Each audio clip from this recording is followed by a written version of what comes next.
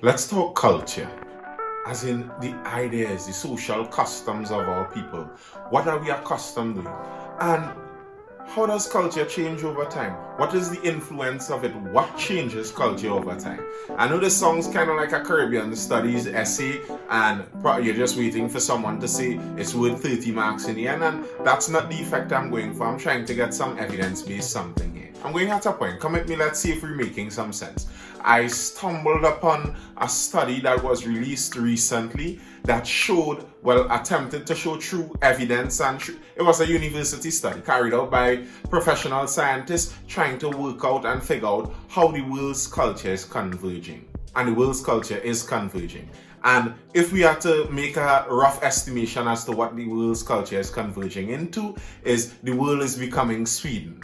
The world is converging into Sweden, as in the cultural norms that the world is taking, that the general globe is taking now more and more towards, are norms generally seen in Sweden. The cultural shift that we're seeing in the world right now is considered unidirectional, meaning it moves in one direction. There's one basic direction that the culture is flowing towards, and the direction it's flowing towards is towards a secular Northwestern European culture. The study is sort of summarized into a graph, and the graph attempts to plot the different cultures and their attitudes toward different human moral standings and different human values and where they see it and the importance of it. The graph has on the x-axis, I remember that, yes, a little physics in there, the x-axis, that's the survival versus self-expression value. So in terms of importance, with this culture, with these markers, it's attempting to differentiate how high you place an individual's self-expression, as in what I want to do, what I want to express from my own uniqueness and from my own individuality, versus the good of everyone versus survival. And on the y-axis, we see a division, a comparison between traditional versus secular or rational values. For the most part, what this is dealing with is religious belief. And what do you base your view of everything you associate yourself with on? Is it based more on your traditional views of things, or is it based more on a secular rational view? Secular rational meaning, generally speaking, following the scientific method, attempting to be as objective and as logical as possible. There are flaws in the whole idea of objectivity, and there are flaws in the idea of following logic alone, but that's not what we're trying to discuss now. We're trying to see how culture changes. And in the division there, I'm not sure everyone would be happy how this is divided there, but this is how the intellectuals and the people who study this divide it. In one end, on the furthest end of one spectrum, we have Protestant Europe, with Sweden being the flagship for that side. And on the other end, being the most conservative end, we have more of the African Islamic nations. And these are the two spectrums, by and large, we're dealing with.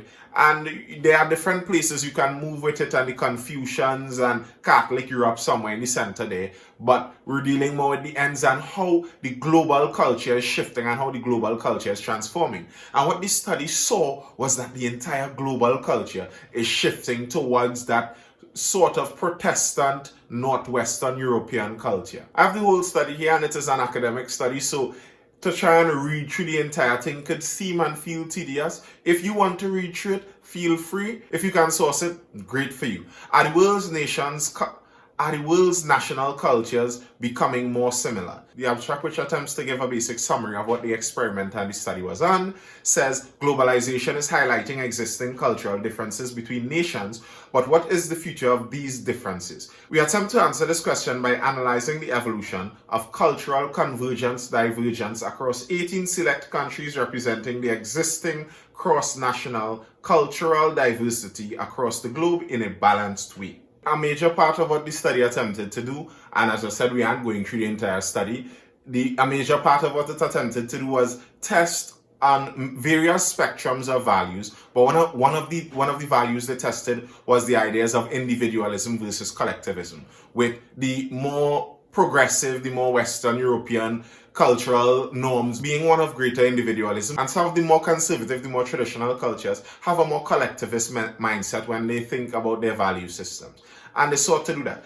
One of the curious things they saw was that although there's unidirectional shift in the culture, meaning again, one direction the culture is going, that culture is moving, the whole global culture is moving in one direction, they noticed that there's a divergence still, that even though the culture is moving in one direction, we're finding that some cultures are moving further apart than others. And one of the theories they had for explaining that, they saw in another study who found that the cultures of the wealthiest countries have become more individualistic in the past few decades at a faster speed than all other countries, enlarging the existing distance between themselves and the rest of the world. This difference in speed explains why, despite unidirectional cultural change, we observe divergence. So, although all the culture is moving in one direction, there is still some divergence, so the cultures seem to be getting a wider gap in between them. The main line I take out of this whole study, and that's not exactly how you do research in a grand sense,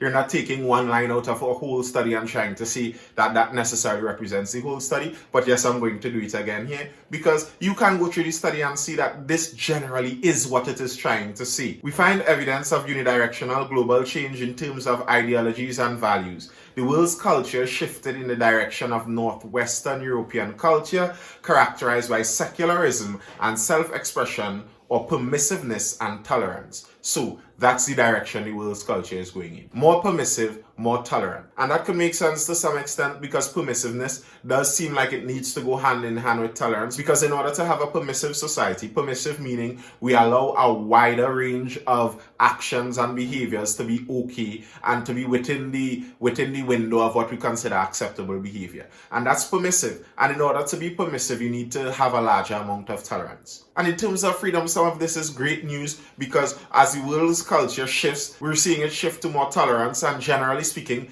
tolerance speaks towards freedom. But what we are noticing is, as you have a unicultural move, one culture moving, we are seeing the social nature of humans pulling us into a more groupthink mentality. And that's just my observation. My observation from being around on the internet, we're seeing that more and more people are tending to think the same way, and we are encouraging each other to attempt to think the same way. What is happening with globalism is that we're becoming a global community. And what a community does is a community polices people's behavior. That's why communities tend to share the same culture. How does an entire community reach to sharing the same culture? It reaches to sharing the same culture through the pressures we place on everyone within the culture to subscribe to what we consider the norm of our culture. So within each specific culture, there's some amount of uniformity in it, because there are pressures being put. And now, when we have a global culture, when we have a global village, we're having the pressure being put on a global level. And if the entire world is moving towards a unidirectional cultural shift, and then we have the effect of the cultural pulls and the cultural pressures, no wonder we're seeing a lot of the times, even along with the supposed tolerance that is being increased, that there's a kind of intolerance to the views that are outside what the new global norm seems to be. And the reasons for this aren't very surprising. Obviously, the world would be moving closer together because the world is getting richer. That's a fact. Many people attempt to make it seem like the world is much worse now than it has ever been. And maybe that is true in some sense, in some instance, in some metric. But if the metric we're checking how bad the world is in poverty, is in absolute poverty, the world is much better now than it has ever been. If you're looking at the graph of the amount of people that were living in extreme poverty falls off dramatically after the 1900s. The reason being industrialization and the spread of the individualistic capitalist mentality. If someone with a socialist leaning sees the video, they may disagree with it, but a lot of it has to do with the fact that each individual, since the 20th century came around, individuals had the ability to determine what they did with their own time and with their own value. And when individuals control how their value is determined and how they are paid for their own value, is when we see wealth increase. And that's why we see that massive drop off in the amount of people living in absolute poverty. So people are wealthier now. And when people are wealthier, what they have, the interests they have change. The interest you have when you're living in absolute poverty is living, is staying alive, is surviving. When you have excess resources, now you have time to think about different things and to ponder on different values and morals and think about different philosophical value systems. And especially within the last 30 years, what began going along with the increase in the wealth and the decrease in poverty, let's not necessarily call it an increase in wealth, but the decrease in poverty was an increase in the internet access and the internet use of various people around the world. There are some critiques as to what we consider poverty. We're dealing with the absolute poverty falling off in the world there. That means the amount of people literally living below. I believe the poverty line is $1.90 US dollars a day, and that's the determinant we're using. Now, the other determinant when we're talking about poverty levels and wealth, we can talk about wealth disparity and the distribution of wealth among people. And that is changing also, but we're dealing with absolute poverty here.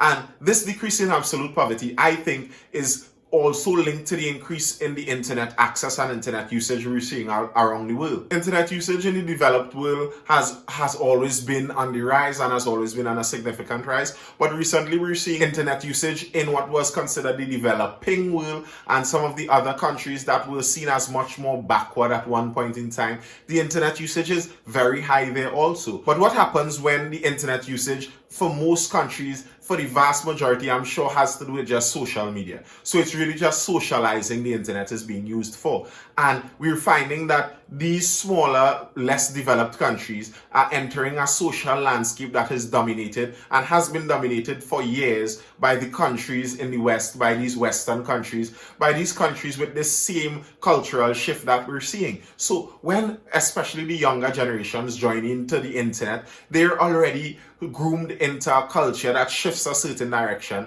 and then it makes sense again why the entire world is seeing a unidirectional shift in the culture, because that's the shift we see on the internet. And the internet can be a homogenizing machine for humankind, meaning that we are social beings. And as I said before, how we develop community cultures is that we pressure each other into it. And what we're seeing on the internet is constant pressuring into what we consider moral standings. The amount of pressures we see daily online to move people into viewing things one way, what we're seeing oftentimes is if you talk to someone in person and you hear their views and how they view a topic and what they see a topic as, and then you see their public views online, it often differs because the public views that get espoused online must be curated, must be filtered in order to be okay for the public view that we think the public has, for the societal view that we estimate the society as having.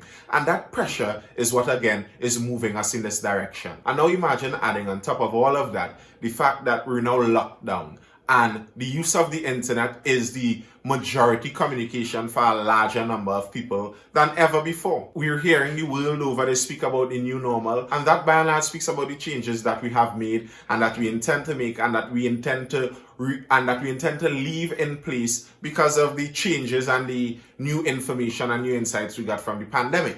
And that's at least what the new normal is being touted as. But I think that the new normal is going to be an ever-changing thing. I'm not too sure we'll ever reach back to a normal plateau. I don't think normal in the consistent sense is ever going to be attained again, because normal is constantly going to be in flux, it's constantly going to be moving. What was normal yesterday needs to be consulted with this hive of internet humans to decide if it's normal today. And what may have been okay for one person may not be okay for you in the other day. The enforcement ability of groups because of social media has risen to an astounding amount. The enforcement ability of, let's call them mobs, and some people may not like the idea of calling any group mobs, but they act in a mob-like manner, as in a group seeking their own determined form of justice. And something that psychologists have noticed about humans quite some time now is that very oftentimes when you leave people in a group and allow them a lot of power and give them the ability to execute this power over other people, very often it devolves into some cruel and evil things. There was an experiment done in the Stanford area, I believe it was 1971, where they attempted to test the reactions of 18 students to being placed in a prisoner and prison guard settings. They took randomly out of the group. They took 9 of them, chose them to be prisoners. They took 9 of them, chose them to be the prison guards. And what they found happened, the intention was to run this experiment for 2 weeks. And by 5 days, they had to call it off. Because what began happening is that the prison guards began acting evil, to put it bluntly. And the prisoners began showing severe mental reactions to the abuse they were going through. And that was only for a week. And these were college students, regular college students, who before they were tested and their psychological and their mental states were determined to be normal and to be on a plane level. But when given the ability to be in group or mob control over another group, what they were able to do was insane. And we're seeing a lot of that when we look online. When we allow a group to have control over what happens to another person, to another group, and what it devolves into. Oftentimes you'd see someone in the group that's saying, hold up, okay, what we're trying to do is we just want to make sure that the behavior is corrected, etc. And we will find someone in the group that is actually very kind, but then there are always the extremists in the group. Are we going to get the best results for everyone out of this? Are we going to be able to have the most freedom out of it? And I don't think so. If we're all shifting and all pushing each other into one groupthink mentality, I don't think that's where freedom lies, and I don't think that's where more liberty lies. Thanks for watching. See you in the next video.